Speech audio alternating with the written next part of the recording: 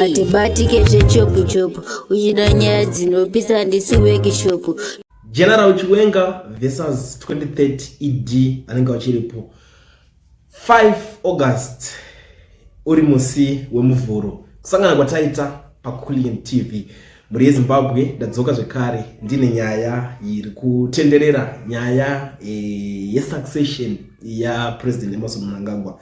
Inova nyaya iri kupisa zvamanje manje, nyaya iri kuvhundutsa vanhu vakawanda. So nyaya iyi yakabvira kare, yakangobatwa pakambotangwa ichitaurwa nemuchinda uya anoitwa Honorable Tinoma Chakaire achitaura kuti iwewe ukaona iwe John Paradza iwe achipa example ya vice wake, ukaona wakuda iwewe chigaro changu patone problem, rambirira uri pako ipapo nekuti vice head haangade chigaro cha headmaster, panenge patone dambudziko ipapo. Ndikabuda pana ndikati no, zviri kuitwa nemuchinda uyu zviri very dangerous. Anofana ku understand part yavo kwavakabva nekwavari nemashandiro avanoita zvinhu zvavo pakudhara. Nekuti tikada kutarisa zvinhu izvi zvakamboitika kudhara pane uyo muchinda aitwa Kudzai Chipanga. Akazvitraya izvo. Masoja kuita kwacho vamugabe ove chinchi zvamukuita zvosiyana nazvo. But zvakazonochinja. Akazomuka mangwana akapfeka apologies. Takazvitaura takati this guy anogona kuzongomuka anytime asingachanzwisisi akutopfeka apologies.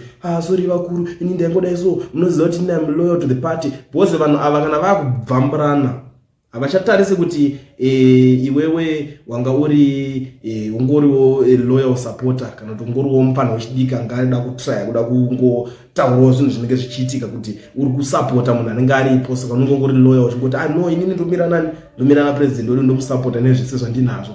Ndiko zvinoitika bose dzinenge dzadze mudanga dziri kubvamburana, haisi opposition versus ruling. Vanenge vari ivo pachavo, umwe anenge atobudiswa mustyle musystem nokuti umwe akangotorwa simba, imi mese mamuchimutera muchizvita muri loyal muchiimba muchiita tumachoruses tuyatuya munenge matoo pasi zvinenge zvatovharana. So nyaya yakazoitika manje achita paSADC industrialization yavaita handi pakunomhoresana paya ndo pakatanga kusumudza muromo chinzi why is it vanhu ava vari kuignowana kudai so kuti uyu VP ari kutraya kumhoresa kuti atoisa ruoko, but ruoko ratojambira rakutomhoresa vamwe vese iye akutanga asina kuonekwa. Zvakasumudza muromo, zvakatosumudza mutauro, ende ikatanga kutenderera nyaya iyo yakutaurwa pachinzi Chiwenga's function now strongly believe that Mnangagwa has no respect for VP following an occurrence in which ED treated Chiwenga as if he didn't exist. Chiwenga tried to shake hands with a member of exhibition team, but Mnangagwa walked over him, blocking the handshake. You see, handshake for sure ndara zvakawanda, and tichingopedza kutarisa handshake pane zvimwe zvinhu zvatakatarisa body language zvokuti unoona zvinoti munhu apanika panapa nyara unozati wakambona zvekuti unosvika wachiswa zvezvo munhu anenge achinzi munhu auya awachiswa mazvona zvazoitika. Ipapo ndo pakatanga kuita mutauro pakuchinetsa nyaya iyoyo. Tikada kutarisa even kupati kwavo mastreets akutanga kuboila kuti mazviona vanhu ava vasikuwirirana havakomana manje ka tichamuzwirira. So chakaita kuti vanhu vazotanga kutaura nyaya iyoyo ndekudai so vanhu vanonyatsobhiliva zvakaitika muna 2017 pachitorwa masimba kuna vaMugabe kuti VP Chiwenga munhu kuti anoita greed nenyaya yekuti yechigaro akangoti yes abvuta apedza, but uyu wakazopa masimba angatobuda muZimbabwe atombonzvenga, handiti anzvenga zvimoto zvanga zvatotanga muZimbabwe muno, but akamti alright my brother dzoka kunoku uite zvauri kuita upindewo umbonikina pose iye pamwe I'm sure anogona kunge asina kana that information yekuti what ndakada kuti ndinada kutanga kuti ndinada kutonga inini panapa handizivi kuti ndotangira papi chiperera papi, but nganiboisa uyu anenge angane experience mbijana abvira kudhara achishanda nevanhu ava since uyu wanga kangoonekwa army zvenyika izvi vanga vasina kunyanya kunzwisisa kuona zvinofambiswa sei, saka I'm sure anogona akati already it's fine iwe uchipinda uchiita se uchifana kutonga paunopedza term yaMugabe wopinda dzako 2 terms idzi inini ndiende chiita se ndingifanira ndichitodzidzawo kwauri ndichidzidzawo futi zvimwe ndichibatanidza ndichiona zvandofanira kuona. Hande manje term yaMugabe yapera, yekutanga yapera ichi2 avoterwa anigirigina avaita skillful dzawo dzokuti vapinde nekuti zviri zvakuvhoterwa atitaure kuZimbabwe kuitwe ma-elections anobudirira kamunoziva kuti ma-elections ekuZimbabwe ndeyekudirana ega vapedza kuita skillful dzawo apinda futi yake term yakunopera manje akukangana kuti his young brother uyu haasi greedy, kakangoti ndapedza chipinda yekuma mapedza kana mapedza mozondisiro ndo paakutanga vanhu manje kuti zvokuti atonga apedza, but tiri kubvumirana nazvo, but 2030 kuti ngaamboita sei, ngaambopindawo ngaasvike ku 2030 achiripo, because takaona vision yake. Ndo zvaitaurwa nevanhu veku Marsh West vachitaura kuti aiwa tazvinzwa tikunzwisisa kuti atonga apedza, but isusu tiri kuti ngaambopinda futi arambe achichimhanya. And takaona zvinhu zvakawanda zvakutanga kutaurika, because ndo pakunzi manje pane two mafunction, iyewo ndo paari kuzobuda kuti nayo chimbomira izvozvo. Pane chimwe chikwata manje chikutaura kuti aiwa 20 ngirikini kure kwa muri kuda kuti ise ikoko ku 2030 aiwa uyu kana apedza pakapedza, uyu kana pakapedza apedza. Chikwata chinenge chichitaura chikusimbisana na uyu general pa ma social media pachinchi, unongoza kuti zvese zvinongotangira neinformation, so mashoko vanenge vachimhanyisa ivava. Chikwata chichitaura aiwa uyu kana anikirikina vanhu unobva vamwe kuti aiwa 2030 mimi chigadza naye kwenyu kuMarsh West ko ngachitonga 2030 ari ikoko kwega sinyika ombosiro mumwe. Ndo nyaya yahombe imwe yanga yakunetsa. So ndikuzoona iye manje ndo paari kuzobudawo iye DP Chiwenga ari kupindura nyaya dzese dzedrama dza 2030 yanenge achitipo 2030 yazodai this and that. Ndo paazobuda kuti our loyalty is not to individuals but to the bigger agenda that of the party and the people of Zimbabwe who are supreme. Individuals come and go. Ndo mashoko ake akabuda achitaura kuti aiwa isusu zvedu kuti board tinopinda nhasi tatonga, but ndinouya ndichienda mangwana kuoya umwe oya woenda. Semunyaya imwe yatombogara tichitaura panapo kuti munoona aya mapolitician kana akapinda mupower lese ari kutonga, mupei mukana kuti ari kutonga, but chimwe chamungatoita kana achitonga mupei pressure kuti agadzirise zvinhu zvamunoona kuti zvoda kugadziriswa munyika, otosiya aenda, because makada kumusiya asina kugadziriswa ipapo umwe anongosvika achingotanga kutedzera mafootsteps iwa, but vakaziva kuti alright chero akatadza yeke kuzozviita anotera uchange achiziva kuti pressure yevanhu vese vari kuti gadzira apa pashata apa. Like previous mashuro unoona nyaya yemarhodzi emuZimbabwe yanga yanetsa, kana kuti aiwa marhodzi chiko marhodzi achari kudhura ekugadzira chinchi, but pakazongouya this guy akaona kuti alright vanhu vari kupopota, ari kuzobvunza kuti chii chawakaita chinobatika. Bosi economy uri kuitadza zvimwe zvese uri kutaka kukundikana, but chii chimwewo chinobatika chaunenge wakaita panguva yako. Ndo pakatangira nyaya pacho, ndo pakazotanga kuti inini ndikutorova marhodzi, ndakutogadzira marhodhi manje marhodhi matanga kugadzirwa emahighway, ende vanhuwo vakangobvumiranawo nazvo kuti it's fine, porugona because havasi vese vanhu muZimbabwe vanozotanga kuopoza zvese vanhu vanopikisa zvimwewo, but zvimwe zvinenge zvagonekwa nemunhu ndo zvinenge zvirichi zvinenge zvinokutendwa zvaigonekwa. Ndo nyaya yekutaurwa naVP Chiwenga kuti aiwa ma-individuals vanouya vachienda, ngatimbomira. Ende patata hakuna zvefunctionalism zvezvo zvekuzoti chibato chanhingi chikwata chanhingi ndoda uyu ndechiti tiri vanhu one, ndo zvangakwedza kutaura. But problem yakuitika yamistake manje sekutaura kakambozvirapa kuti this guy he made a very big mistake. Iye ndiye apo pakukorekta vanhu kuda kutry kueducate vanhu kuti hakuna zvefunctionalism zvomerezo zvekudididi. In other words zvinhu zvake zvataura mashoko ake makukutu zvawo, because haana kuwanda mashoko but makukutu. Unonyazoona kuti even ukatarisa body language yemunhu unonyazoona kuti munhu anga achitaka kushivha mbijana achitaura mashoko ewanhu kuti aiwa imamutaura kuti functionalism in other way ari kutry kutsura ava vari kuti 2030 yanenge achiti kuti pana imi hatisi kushanda munhu wane panapa, tiri kuita kuti vanhu vese tiite se zvinhu zviende zvichifamba handiti. Pamwe pacho futi taura kuti musatijairire, you see mbumbire kundijairira zvokuti uyu munhu wenyu anoningirikina. But nyaya yacho statement reya ndikakuruma achifuridzira so daiwa iye mistake yakaita ndekuti haasiri yaifanira kubuda achieducata vanhu kusuya achiudza vanhu zvese izvozvo. Anofanira kuuya achibuda achieducata vanhu ndiye ari kusimbiswa kuti adarikire kuenda, ndiye anofanira kuvaudza kuti zvamukutaura ndikuzvinzwisisa but onai katisi kushanda inini ndega panapa, toda kushanda tese takadai tichisirawo vamwe vachiitawo zvinhu zvavanokwanisa kunge vachiita. Inini ndatorova pangu ndatopedza zvapera, because makambozviona kupi zvikonzanzi munhu anofanira kusvika pavision yake yakataura ye2030 yo.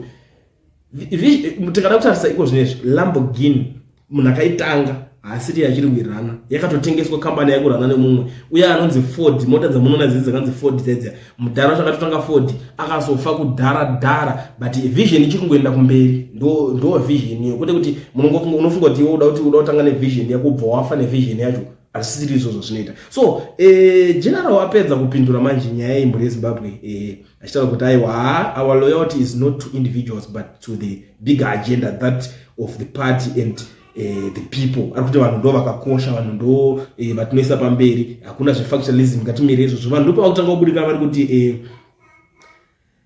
is just a coward, spit it out and tell dambudzo to his face. Mumwe wacho kuti ayo this guy a coward, afana kuuya kuti unotaurira nemunhu wake fair kuti shamwari iwewo zvekutaurirewo vanhu vako iwo because wona mona vangomuke vakungondikana azviite. There is no such a thing kuti mimi utaura vanhu vese tumastructure tumaniki twese tudiki tumasero twese unotanga kungoti kwese kwaitwa meeting vachinoimba vachidaro azvidaro tumachoruses tunenge tuchitarisirwa pane anenge achienda nerwesera achinorumira kuvanhu iwo taurai zvakati zvichikutongoenda zvakadaro. Muri kuzviona. Saka ndo pari kunzi ayo uyu ngaachienda anotaura nemunhu wake fefe kuti aiwa aiona kumira kumborudzira vanhu kuti ngatidai so kusvika musi wakati nenjirepo nga vanhu vakanga vamira izvozvo ndo zvekutaurawo nethis. Umwe ari kuti maoko ari kutya kuuchirayo mahanzwawo right. Even ukatarisa pane panga achitaurwa izvozvo vanhu ari kungotiwo 2 or 3 vanhu vanozongodai so zvekuzongoningira bari zvekunyara zvekuti unozotya kunzi this person is a sellout. You know zvinoitika muZambia you end up wakunzura mutengesi ndo imwe nyaya inengerepo. Saka vanhu vanenge vachitoti zvaari kutaura zvinomeka sense, vanozvinzwa mbichana but kuzongodai so uzongoti uri kutya kuti uyu wacho ari kutaura ari kuti saka iwo hausi kunzwisisa zviri kutaura here asi kuona kunga nditoda zvina musoro kana kutanga kuti ndima unhu wacho uri kufambisa ajenda yekuti 2030 game muda kundijairira panapo you see. Kana kuti ukaonekwa futi uchikukombera ubvonzo ava ndo vanhu vacho vari kundimaka vari kuda kusapotana netimu yake uyu ari kutaura you see. Ndo imwe nyaya iri kupindurwa panapo ari kunzi maoko ari kudedera kunikirina pari kunzi neumwe it will come and go for sure. Vanhu vanouya vachienda that's true. Umwe ari kuti a lot was said in such few words. Last statements is heavy for sure. Ipapo chokwadi umwe ari kuti individuals 3 times mufana uya akachitonhora kuti tono mawani pari kunzi ma-individuals vari kuya vachienda 3 times patoa kunzi uya akatonhora kuti tono ndine kuchamisa kunzi vari kuya kechi3 vada kumurwa kechi3 first semester second semester yechi3 yacho ndoye vakada kumupinda ndoye kutaurwa apa kunzi kechi3 uya akangotonhora kuti tono. Vamwe vanonzi apashata 2030 kura kumana let's provoke him more aiti hasha. Vamwe vari kuti ngatimupushe iye ngirini general wacho kuti awedzere kuti hasha ndo zviripo pressure ndo iripo. Usafungidzira kuti vanhu anongomuka from nowhere nhasi akuti akunyora ma-statements kana kuti akutanga kugadzira speech kunyora pasi kuti right izvo so ndada kumodza vanhu kuti ndomira kudai so kundijairira. It's not easy. Ukatarisa body language munhu anga achishiva so but it's not easy. Vanhu vatomupusha enough atoona kuti imi vanhu vakutondienderera kumbera because vanhu ivo pachavo vakumona kunge iye simba chero asisina ndo chokwadi chiri kuitika. Vanhu vakumona kunge simba asisina pakatongeta hand over power pazotopera paatobva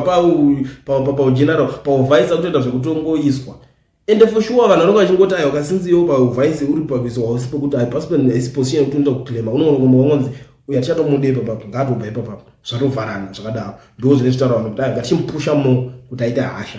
I don't know but iye ari kuzviramba ari kuti tiri vanhu umwe chete. Umwe ari kuti whenever may come out of his fiasco we hope this time around we have a proper transition government to usher a new Zimbabwe and these madalas should be part of it. Mumwe ari kuti ayo zvoda timbobatanidza zvinhu but iwo idea iri right. Ndakada kuzvitarisa zvangu guys macomments enyu amukuninga idea iri right pane zvinhu zvamukutaura pakuti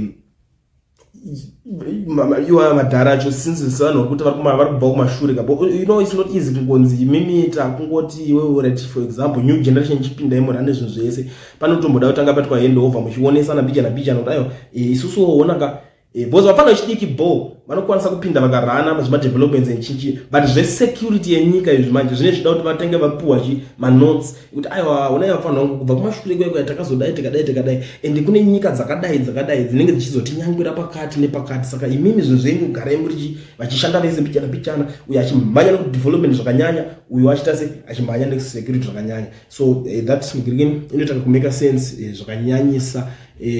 Ndikuzosanganawo neimwe iri kunzi Mnangagwa was too old to run for a third term. 2028 Chiwenga mu office, 2028 VP mu office kumagumo kune nyaya mumwe wakutaura kuti Mnangagwa was too old.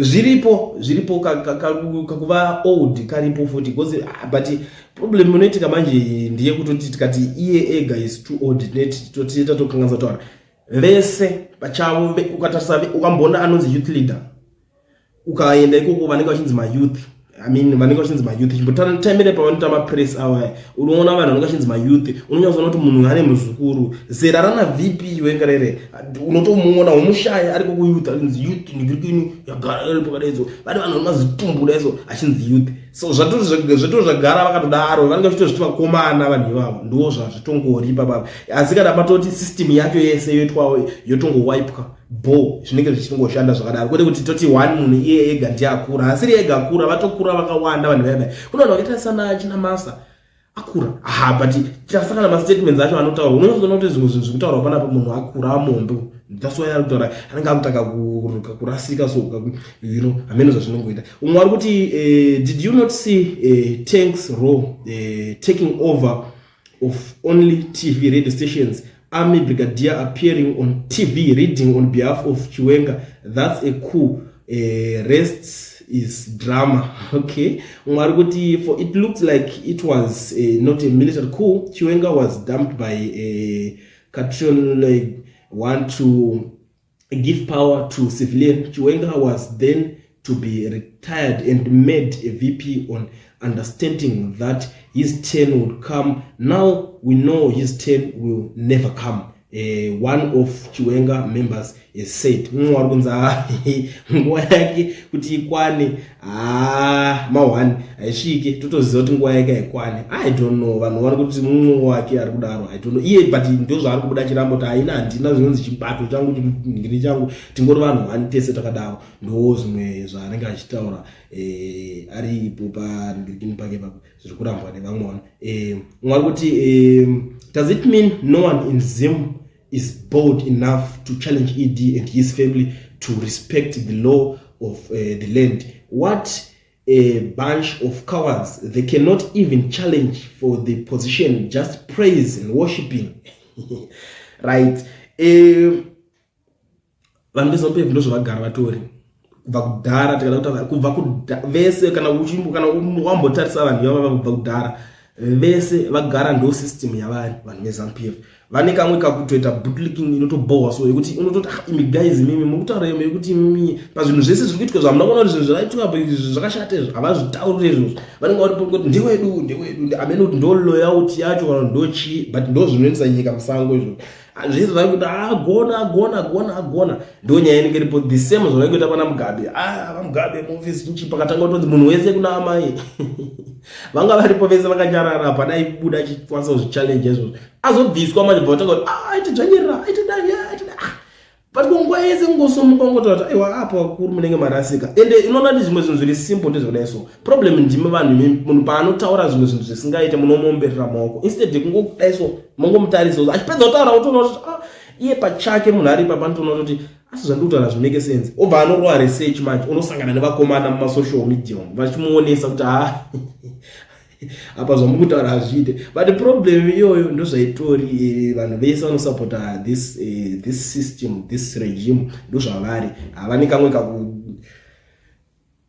kakuita presidentship inotobohwa chaizvo kuti unotozvishaya kuti vari kumboita nezvei vamwe vari kubvunza kuti vachiri nesimba here baba exactly nyika yese yakatombozvibvunza kuti VP bo here because iwonaka iwo unongoti iwo ndiwo nesimba rese ranganorera kunzi general achicelebrate 2017 ndiangane chimuti pepe celebrate general munhu wese akasvika pakumuda nemoyo even though akazomeka mistake yekuzouya obhaiswa muhomwe iye batanga kudasei ndiwa VP wakudzwa zvekuita udidi vamwe vangaita navo vamwe vacho vakadzima iye wacho akapotsa gowa futi ndopa kubvunza saka iye zvaizvo zvisimba achiri naro ndokuti akuonekwa kahasha dziri kuoneka unozati pese panotaura chinhu chipupuma vanhu vanoonera so kuti situation irapa yana kuchena inojeka inomera mushe saka ndopa kubvunza navo kuti simba achiri naro pane nyaya papa pane nyaya but inini zvangu according nemazira ndinoita simba pane gona kunge pasi story napa kuti iwe unenge watonzwa vice kureva kuti hausisina position inopisa yaunenge uchiri, because hakuna mavhaisi anopisa kudarika anenge ari pamberi, hazviite, hakuna zvakadaro.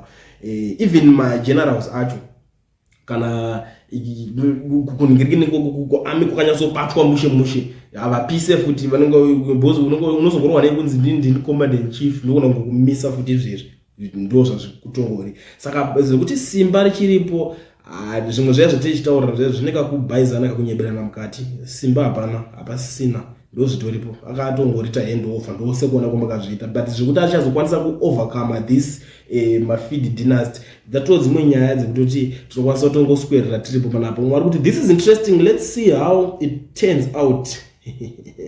I'm not sure if you saw this. Alright, mwari kuti mukoma, it's not too late here. Amen. That's what tumboona. Mwari kuti it's only yourself and Hope who want ED to continue after 2028. The rest of us don't want. Yes, so okay.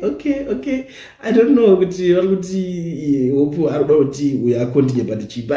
Sometimes zvinoitika. Unozati zvinoitika nje so. Unongona kungoona Hope kazhinji vanowanda anongotaka kungotaura watengwa waita se vanhu avanyasonzwisana naye. Because you know as a journalist kungotaura nyaya dzesa uweke usarudze nyaya, unongoti chamuka nyama muzo wacho anotoenda unorara kubed kwake asi kuzoti mangwana what's next kunei ndiani chichi chaitika, anongozongoti ashingomuka chete akutongonhonga anything because ndo zvazvitongori, inongotongori munhu wamakuwa by nature. Vanhu vakutomuona kunge manje iye anigononga power or anything kana kuti ari kuda kuti aningirikine journalist haana kana che anything chaanocontribute, basa rake kungobudisa makuwa nyaya chete, nyaya dzemadzichidzinelezimbi dzemakuwa sekuziva kwamunongozviita. Then mwari kuti he is saying the truth, the people of Zimbabwe are supreme, loyal, should not be about individuals but the party ED akaiswa pachigaro nearmy kwete party elections ese aingodyiwa achidirira, saka haadi mutungamiriri mbavha. That's comment yaari kubudisa panapa ari kutaura. Zviriko zvinoitika zvinenge zvitaura for sure. Hatinyatsori dambudziko chete riripo i1 muZimbabwe kuti zvicho for sure hapana angamboenda achinganzanganyatsonza anonyatsonda muvhotera ndiyabva wina, but wofuti the other side futi ndirekuti vamwe vacho vanenge vachinzi vari kuchimhanya vacho havasi kuzokwanisa kuzobudisa proof yakakwana yekuratidza kuti vabirirwa. Ndo imwe nyaya inenge ichizonetsera Zimbabwe futi. That's why chizona pachizonzi iko zvinezvika hatina zvingoti tine opposition yacho iri captured, police iri captured, CID, everything, CIO, every services zvikwese judiciary kwese kungonzi kuri captured. Ndo dzimwe dzenyaya dzinenge dzichiitika because hapana kape kuti mungataura kuti mimi opposition yacho inongobuda chingoti tabiridzirwa, but chibudisai umpo unoratidza kuti vanhu vachikubatsirai because handi vanhu ndo vakuvhoterai muchiparidza umpo right, mimi vanhu tikukuonesai pakati nepakati tabirirwa, pakati mangreen aya paaverengwa abirirwa pakati, chaitira kuti tabirirwa chacho neichi maproblems ese angadai ari solved, but I don't know kuti vanozviita sei, kavani kamwe kakungoita softwares kanenge karipo, ndo zvimwe zvinozvichizonetsera muZimbabwe. Saka this comment yekuti haana pakambowina ma-elections asi mutungamiriri imbavha iri pa2 yakadai so, iri patambo so on point, but iri pa2 inogona kuenda nevamwe side iri iyo kuenda nevamwe side iri, but anyway nyaya iri panapa endangoya nayo panapa ndeyekungoti VP Chiwenga apindura nyaya dzese zvese zviri kuitika zvemupati zvese zviri kuitika nevanhu izvi zvekunzi 2030 uyo anenge achiripo 2030 ndiye anenge achiri muofisi and stuff iye ndopata kuti hatisi kuda zvefunctionalism panapa tiri vanhu 1 tiri chinhu 1 ende vanhu tese tinouya hapana zvekunzi unodai nini uchisingade uyu auya anouya achienda mangwana, asi chinhu chakakosha vanhu veZimbabwe anova mashoko chaichayo anyatsa kuratidza kuti mashoko anobatika and anyatsobudisa that general wewe wa2017 wewe wakashandisa pakuitwa kukaitwa muZimbabwe pepe ndo washandiswa futi this time achinyatsoratidza vanhu veZimbabwe kuti ayo handina hangu kudhipa ndenge chiziva zviri kuitika, but vanhu vari kuti izvoni 2028 hakusi kudyiwa rinopisa. Vamwe vari kuti vamwe vari kurota zve2030 zvekumash east kwakuchitaura kunzi vari kuti aiwa tatenda nekushanda kwamamboita, but toda kuona 2030 yacho chikontinyai rambai muripo muchingoningirana. Vanhu tu vangosunguka vachizvitaura, unozati problem inoitika maZimbabweans kana takuda kuti bootlicking unogona kuti ori chairman unongoti ngatidai so tobva tatopinda tichingodai so the next thing mangwana akamuka achiti ndabva kana kuti akamuka achinzi abva munhu achasumuka achitaura kuti ngaadzoke aitotata hayo abo kutosapota aripo zvinongoitika vanhu vanosapota zvematongerwo enyika zvepolitics dzemuzimbabwe vanonyanyisa kuita bootlicking cause vazhinji vacho vanenge vari mumadhiri ekuvhara ekuita sei kutora land enda muharare uone kusvika ngotora chisango topega pawanhu mastand saka anofanira kutosapota simba munhu president anenge ari papo kuitira kuti mangwana zvisazomubhenderi like zvakazenge zvakutopisa zvemaland baron zvezve vamwe vavo vana vavo vemudanga but chinozoita kuti vasazonyure vanhu ivavo zvamuchose inyaya yekuti vanenge kuzongonzi aiwa ningiyazo yongonzi blablabla yatopera but ngakuitwe chiland baron chacho ichocho nemunhu wekuopposition kana munhu asiriye kana kuti ita sezvakaitwa nana Mike Chimombe uone ndopo rinonyura so ndo trick yandakaongorora inoitika pane zvinhu zvese zvinenge zvichiitika nevanhu vanenge vachisapota nigirikini to this extent vachinyebedzera kudzungaira so zvinenge zvakunyebedzera kuvhiringidza vamwe vanhu vanenge vari kuda kuti zvinhu zviende kumberi vanenge vakunyebera kunge vari loyal hakuna loyalty kuZANU-PF musanyeberani ende musanyeberwa hakuna anoti ari loyal kwekwe mukatonzwa munhu anenge achita loyal ari kutonyeba hakuna munhu loyal vanhu vaise vaya vane madhira avo vanenge vachitoita vaya chinotoita kuti vatenda padhuze nedingirine kutaimira instead matenda machinchi dai pasina kuti vanhu vaya vaipiwa matenda hapana kana one unoona akapfeka kana ningirine achisapota ari pamberi but because of zvinhu zvezve masikiri iwo ekuti